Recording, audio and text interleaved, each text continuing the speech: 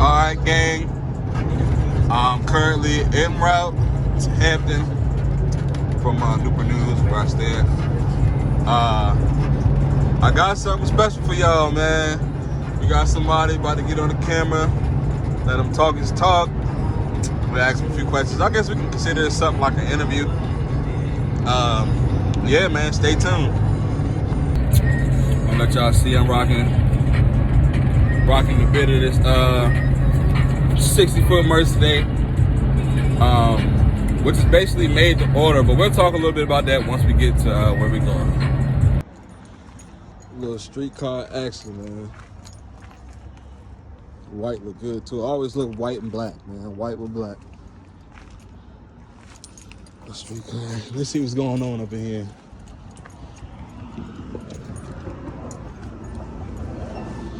Yo, what's happening? What's happening?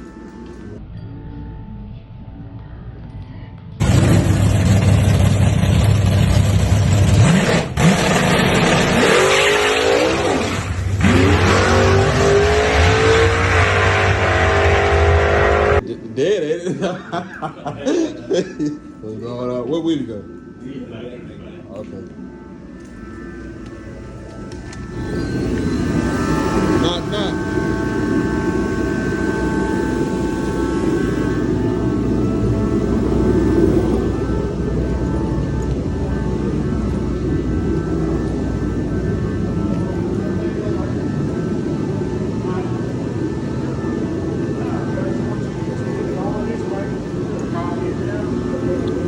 Shop vibes, man.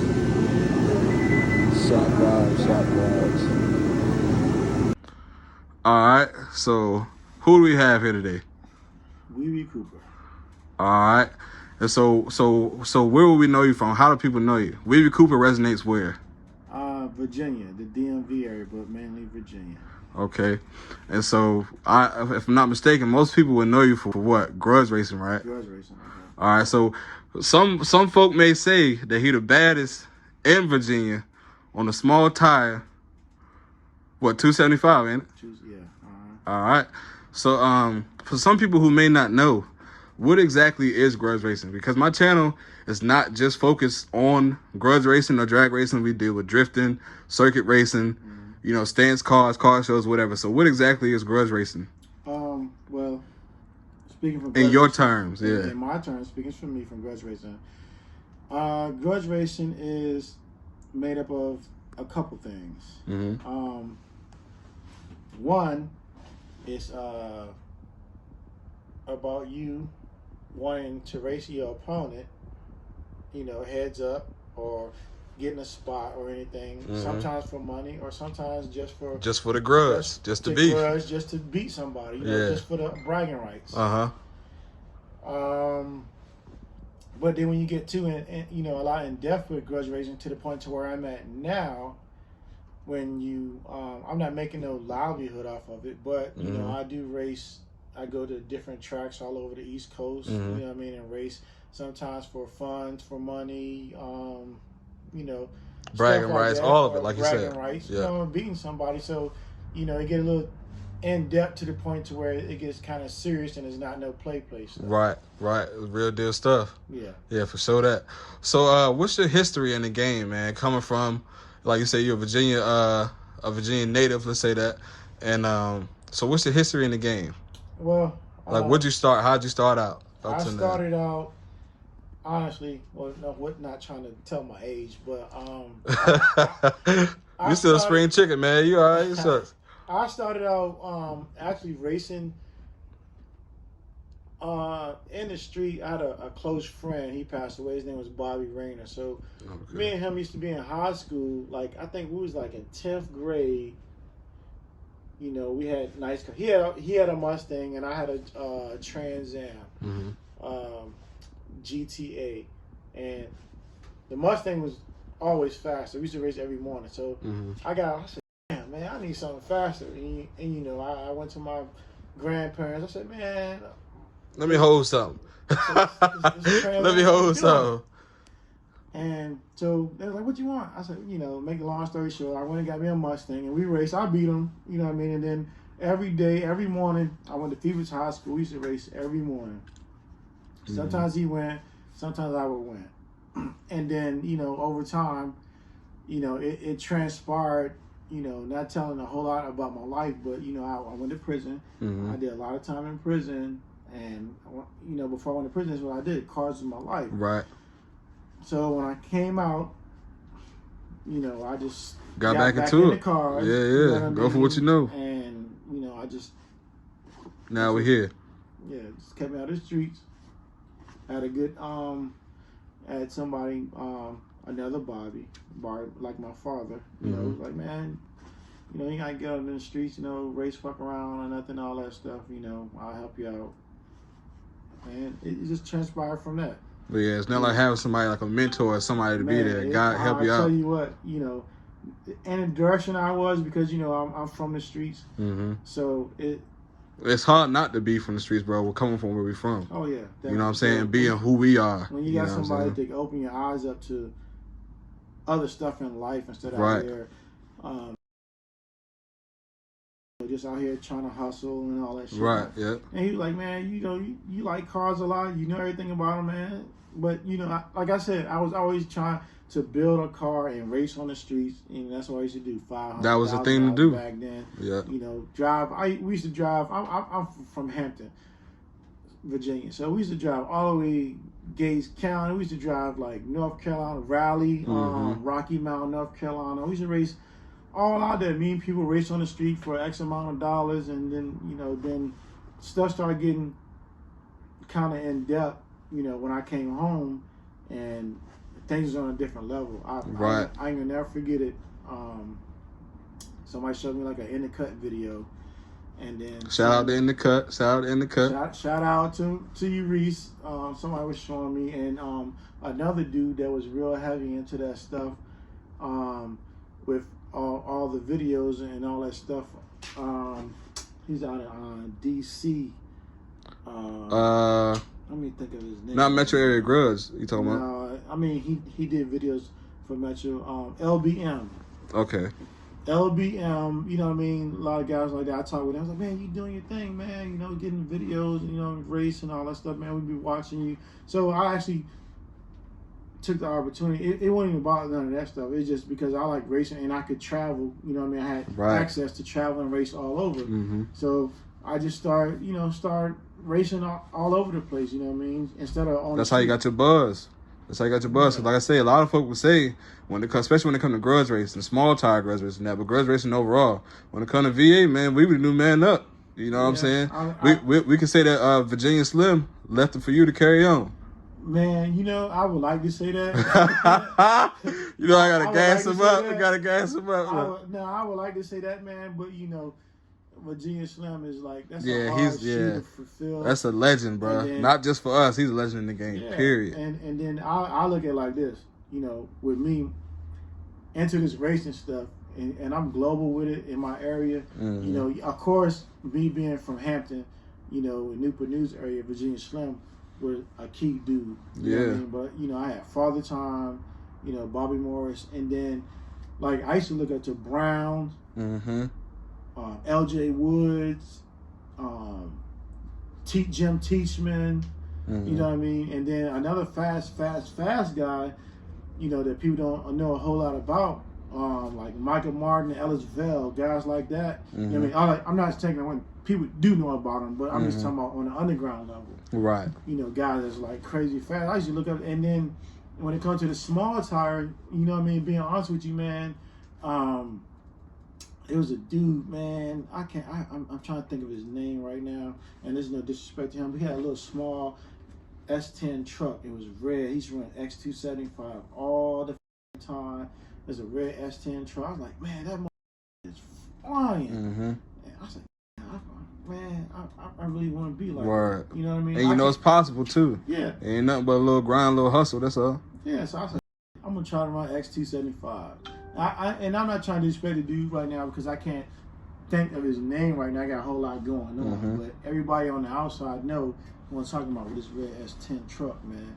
He's from Virginia. And, I mean, he was fast, man. I mean, fast. Truck used to do wheelies. I said, I could do that. Mm-hmm. And, you know, I started running that import versus domestic World Cup, you know. Yeah, let's talk about that. We was talking briefly earlier about that Mustang you had out there. Oh, yeah. Compared to what I got now, I mean, it ain't hit it but was fast, but you said that y'all it number was one night and qualified day, or something like that. Yeah. That happened to me for a whole day at import versus domestic. You know, when I out the back door, I was number one qualifier. I think I went like an 8:20, 8:15, 8:20 or something like that. But they, you know, it was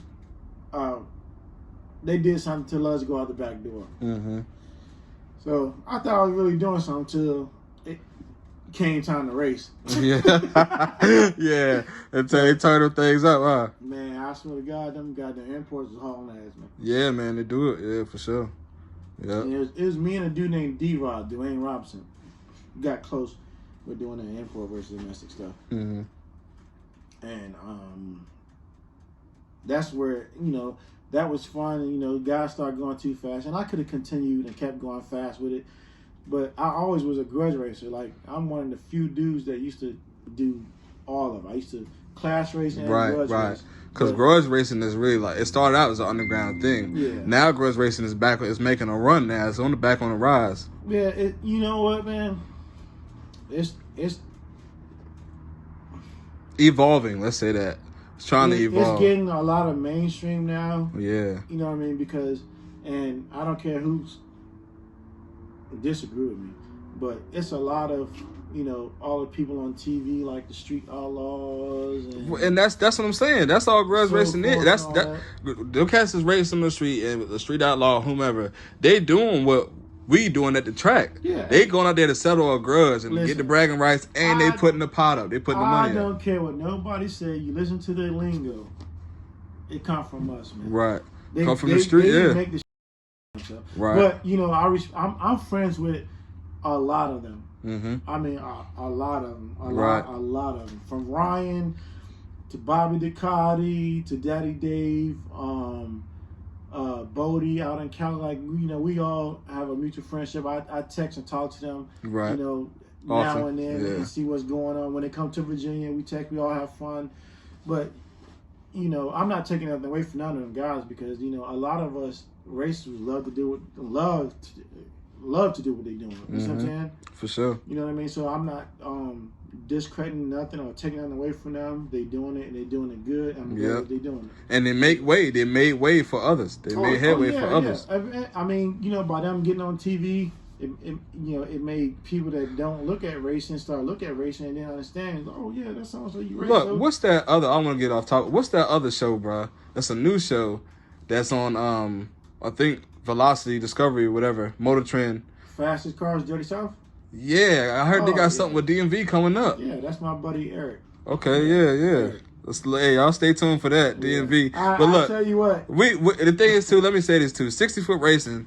Just to reassure y'all guys or reiterate to y'all people, 60-foot racing is all about bringing the proper recognition to Virginia and Virginia's car scene, whether it's drag racing, drifting, grip, autocross, whatever, just stands, cars, lowriders, whatever we got here. Anything because to do with vehicles. Exactly, bro. The car scene overall, because a lot of these, especially the big venues and all that, they go from Maryland, they go from Buzz Creek to House of Hook. Or, you know, they skip right over Virginia. So 60-foot mission, and everybody that you see involved on this channel, everybody that you see me around, we are about bringing the proper recognition to Virginia. Because we got some bad rides out here. You're looking at one right now. I commend you on doing it because actually, you know, we need that. You don't really, I'm saying for Virginia, because, you know, you got a lot of other people in Maryland area. Right. That do stuff DC, Maryland area, and they really don't. They say DMV, but they leave out the V. Yeah, they do it all the time. Yeah, I'm saying. And I'm telling you, they do because I race and I look at a whole lot of stuff, and Virginia is never in it. And it's not no hate or not trying to separate nothing, but right. It's just, but if you're gonna say DMV, it should be a whole, continue, you know, as a whole. I don't give how somebody racing, if you see them representing and doing it, right? Then they should get recognition, right? You know what I mean? And that's from the fastest to the slowest, bro.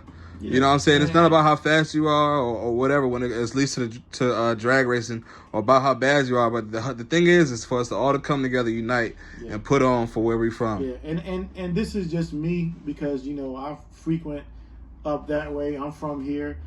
But, you know, the part of Virginia that I'm from versus Alexandria. Right, Nova a little bit more united. I'm 3 hours plus away.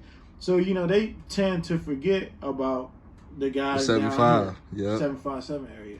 So I try to, you know, represent our area the best that I can to the point to where you putting on, bro. You know, I'll be the first to tell you, you putting on. I try to do that, but you know, it ain't just me. That's other guy. I mean, you got an 804 area that guys race too, but I can't really. I hear some bad cars from up like Prince George, Charles City, all that area. Oh man, Charles City, the guys that my mom's side of the family from Charles City. The guys that helped me do my, you know, originally I myself built my motor, and you know I had guys in charge to the EB Portland, Eric Bradley and his brother Pete, that took what I got, the foundation, and then they made it 100% better. And you know, I had a lot of stuff wrong. They went through it and got it right. And I'll keep it honest with you, I probably wouldn't be as fast. Ain't no probably. I wouldn't be as fast as I am now if it wasn't for me taking my car to them. You know, shout out to Eric E.B. Porton and his brother Pete Performance actually for helping me, because if it wasn't for that, I ain't gonna lie, man. Like, they took the time with me and sat back and said, look, man, you just sit your black ass over here. They said, just like sit your black ass over here. Hey, we got it. You know what I mean? And you know, I left my car there for a week or two. When I came back, they started it running, and you know, whole nother monster. Yeah, and so I actually got to give them a lot of props on doing that. Right. You know what I mean? Yeah, for sure. All right, so that's basically, he just gave y'all some history in the game, and just a quick snippet. What do you think, or where do you see your future in the game, or where does motorsports? Where do you want motorsports to take you in the game? Man, well, get the camera over there. Yeah, get the camera over there. You see that man right there? That's Father Time. How far I'm gonna go is how far he goes. To be honest with you. Oh, okay. All aside, you know. Right. I mean, So y'all in it together. Yeah, he got my back 100% on. Sometimes we had disagreements on stuff. Right. Well, that's how it goes. We men. Yeah. You know, that's just with me racing a little more. You know, he's more on the business side. Right. Versus me actually in the car. Yeah. So of course we're gonna have differences. Every father and son. But see, the thing is finding a mediator, find somewhere to meet in the middle. Every father and son do that. You see what I'm saying? Yeah. So, but you know, other than that stuff, man, sometimes, you know, I talk to him, I said, man, this is how fast I want to go, this is what I want to do. And he'd be like, all right, let's do it. Like, to the point where I'm now, he's like, all right, let's do it. And then sometimes he'd be like, nah, you better not do that. You know? It'll be something like, oh, I want to put a 900 cubic inch motor in it. No, you know, your car can't handle that. But, you know, at the end of the day, he always will take a couple of days and he'd be like, well, we can do this. So it's never just, you know, one side of his way or my way. We always come to agreement, you know what I mean? And I have not gotten faster without him.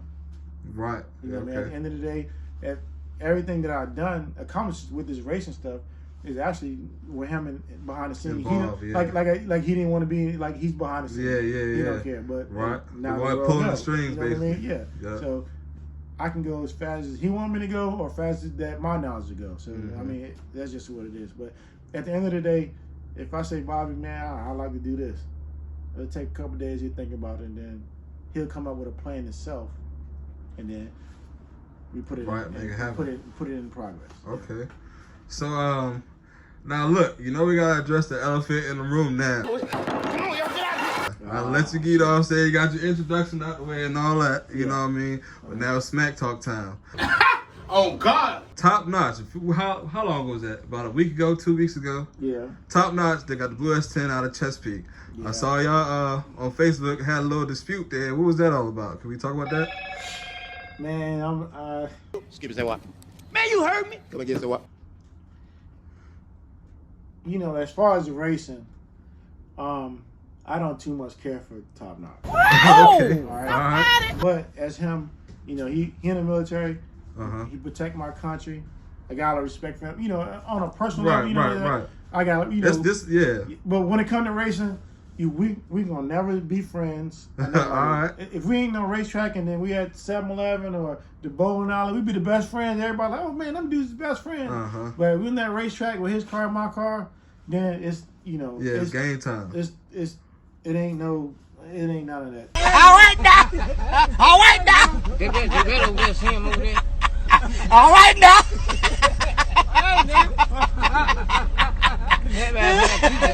Who got what? You know, and I'm just keeping it real with you. You know, hopefully, March come. I got my car where I want to run him. You know, he's got a nice piece. Like I said, I'm not gonna say nothing bad about him. He's got a fast truck. I'm not saying he's faster than me, but so see, look. So I hear you getting around. I hear what you're saying though, but the question is, what's up with the lock-in? And I got your point as well, as far as, you know, wanting to lock in so early. But the thing with him is he wanted to lock in for a race in May at Dinwiddie. So he wanted me to put up, I forgot how much it was, $500,000. $600. Put it up now for a race in May. Right. Man, I might go broke, need money. I'm just hypothetically speaking. Right. You don't know. You know, I might need my money to pay bills or anything. So why would I have my money in lingo? So his words was, since you don't have the money now, which I had the money, the money is not no issue. Then we can't race like that. You don't want to put it up now, then it ain't no race. Well, I'm just keeping it real. I'm not gonna put no $500-$600 up for a race 5-6 months down the road. Well, I think, help me out, Marty. I think he said something about you don't go to a restaurant and they serve you food, serve you a plate that you can eat off or something like that without, you know, paying them, you know, afterwards. Yeah. So that's what I'm saying. Yeah, it's a little. He did say that. But we're not talking about me going to no restaurant and eat. That's right. I hear you. We talking about a race that's 6-7. Listen, hypothetically speaking, the whole state of Virginia can shut down. Ain't gonna be no race. Yeah. You see what I'm saying? Yeah. And then my money in lingo, whoever get the money in lingo to catch COVID, we can't get our back. And I'm just hypothetically. You roll with the safe side, the insurance. But this is what I told him. I said, you know what? A week prior to the race, I would send my $500 in, and then we'll race. Right. Now, he told me he'd give me the back tire. And I told him, he's a damn dummy. But, you know. Yeah, if you're going to give it. If you're going to give it to me, listen. And it ain't too many people in grudge racing from New York all the way down to Florida that have a car that sit like mine. You know what I mean? I have a conventional headed stock block motor on 275s, non-lockup car. It ain't too many cars that could give me anything. That's on a nitrous car. You know, turbo cars, they can do it. Supercharger, whatever, they can do it. But a car that's like what I am, like him, he really can't give me nothing, and I am going to take it. But I'm pretty sure he's not now. You know, people talk. But if he do, we don't know yet. We wait till we go top notch. Look, we gonna get top notch. I promise you. Look out for 60-foot races. We coming to talk to you. I promise you, if you're gonna still give me the back tire for 5 on 2,000, 5,000, or whatever, I'm gonna take it. It's just a week before the race. I'm not gonna, you know, put no. Ain't everybody. We're gonna stay smart by how we move. Basically, what you're saying. Listen, everybody gonna tell you that I ever race that's how it go. I'm not gonna put no money. You know, some people want to do that for show. It's wintertime. Yeah, for sure, exactly. It's wintertime. They see all that plays a part. I agree. So why would I take $500-$600 out my household to put up in lingo about a race in May in summertime? Right. I got you. He had a better chance of coming to me in February. Or April. To do it instead of November, December, or January, whenever he did this. You know what I mean? That's the only discrepancy on the race like that, because I'm not gonna. I live day to day. I ain't putting my business out there, so I'm not gonna put no money out there like that. Right. I got you. All right. So, last question. Right. Then, if you have anything you want to say, we can talk about that after. So, as far as this season and seasons to come, similar to the question I asked about where you think where you see motorsports taking you. Yeah, So me? what are your plans for this year? Is there any call outs you want? Well, is there anybody that you got the hound on? I mean, man, or you taking all bets? You the table wide open. With me, I don't got no cut card. I don't got nobody. I'm not gonna race. You know, it is what it is. You know, I'm a racer. Right. So it ain't no certain way or how it is or whatever. If I feel me and my team come up say, look, man, Weebee, I don't think you should race him. Then I'm not gonna race him. You know what I mean? But majority of the time, I don't pick no dumb race or a race that I think I'm gonna lose. But hopefully this year, after things transpire and I get the power plant. Well, I got the power plant anyway.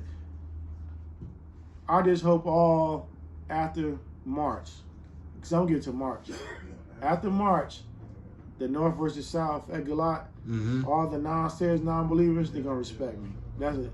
Because I'm gonna race all year. As long as I'm living and breathing, and my daddy there living and breathing, I'm gonna race. It ain't a whole lot to that. There ain't no or nothing about it. I'm gonna race. All right. So I'm not saying I'm gonna be the baddest man, but I promise you. You say you're gonna be the baddest, but you're gonna be bad. I promise you that they're gonna think about f***ing with me. All I mean, they do that now, but I'm just giving it 100 raw for everybody on the internet or whatever. It's what it is. So it is what it is. All year long, 2022. If you sit like me, and I'm not no class racer, but if you got what I got, y'all can see what I got clearly. It's a stock block, conventional head motor, one system, one carburetor. Hey, we gonna rock and roll, man. As long as you don't try to bet the house, I'm not betting no $5,000 and $10,000 races, but you keeping another 500 on 2,000. Hey, you got a race. All right. So look, that's pretty much a wrap. If there's anything you want to say, or how you want to leave it off. Well, the only thing I say is the juice. You with me, how it turn out, because that's how it is. All right. Y'all heard it straight from him, man. All right. Look, check it out. We got your boy Weebee Cooper on cam, Marty Holder, my boy Michael Lee. Let's get it. Go ahead and talk it now. Don't stop now. Hold on. I just want to hear, because, as far as Robbie's in this building right now, these Ebola and what's this car called, Mike? What's you call it? What you call it? You'll be looking at the back of it. I don't know. He got two cars, so I don't know what to call it. I just want to know. You can see it when the camera come on. What I call your car? I can give your car so many names. I don't know what's the name I of don't know what you gonna call it. I don't know what you want to it. call it. I'm gonna call it behind me.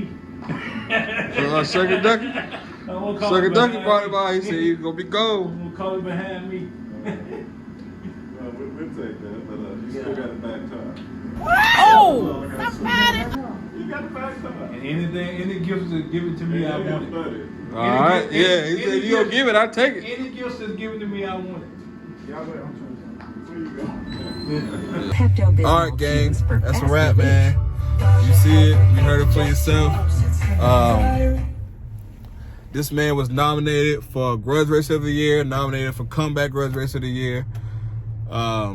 Just want to give him his flowers, bro, while we here to give him. And once again, 60-foot racing is all about just giving Virginians proper recognition when it comes to the car scene, man. Like I say, there's so much talent out here, so much, potential out here. And if we all come together and support one movement, it doesn't have to be 60 foot, but I believe I'm the first person. I mean, hey, look, like, comment, subscribe, man.